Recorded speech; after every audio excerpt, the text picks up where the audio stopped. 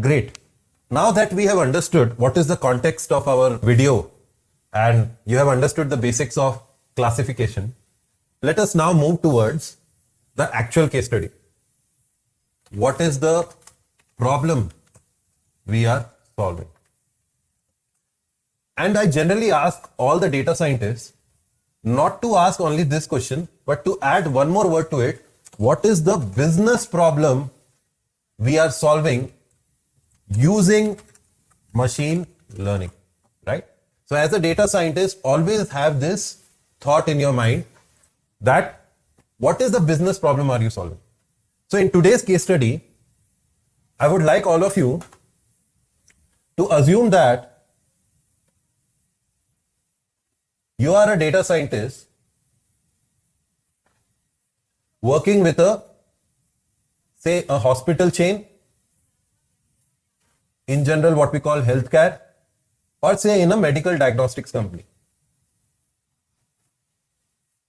Sorry for the bad handwriting again. Yeah. So medical diagnostics company. So what's the assumption? We are a data scientist working with a healthcare. So the understanding is we are a data scientist working with a healthcare company. So what is the job given to you?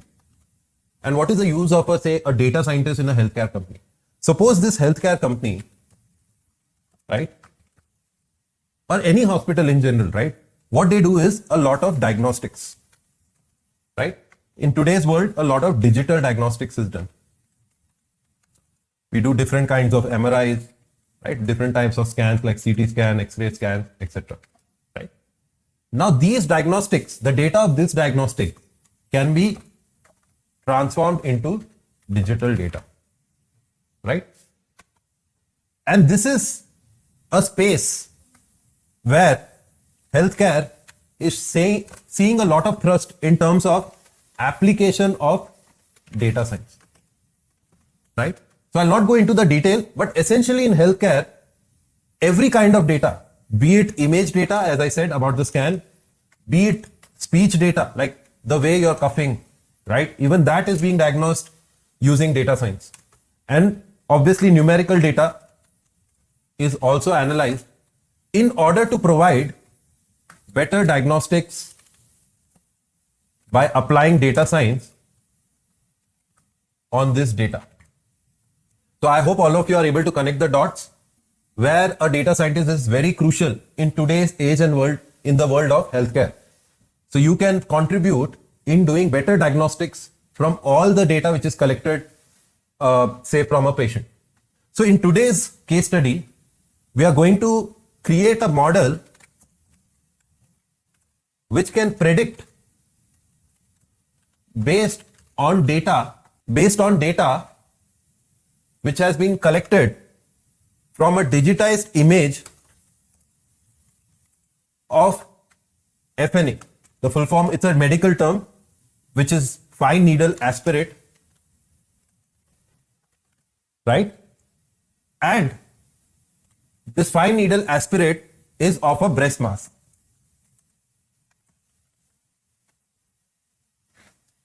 For those not linked with the medical world, there is a tremendous,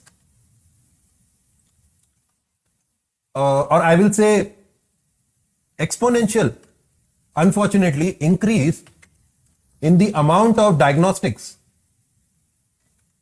which is done to find out whether the patient is having cancerous cells, right?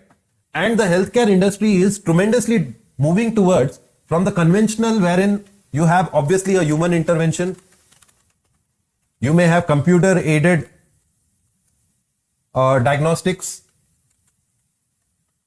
but the healthcare now is definitely understanding the importance of a machine learning the data and then predicting on the pattern, say in today's case, whether a patient is having cancer, and if it has a cancer, what kind of cancer? Say, is it malignant, M, or B, which is benign, right? So this is exactly where we come into picture. What we are going to do in a nutshell, in a single line, we are going to analyze and then we are going to make a machine learn from the data which we have of FNA of breast mass to predict whether the given data is suggesting a M or a B type of cancer. So the model will learn from the data which we have already collected, the historical data and the label data. So basically your historical data is labeled with whether the patient was M or B, and we are going to make a machine learn from this data, and then this machine learned can be deployed to be predictive in terms of the type of cancer, M or B, right? Perfect. At the end or in a different video, we may also show you how to deploy the model, right? But for now, what we are going to do, we are just going to focus on the different stages before we make a machine learn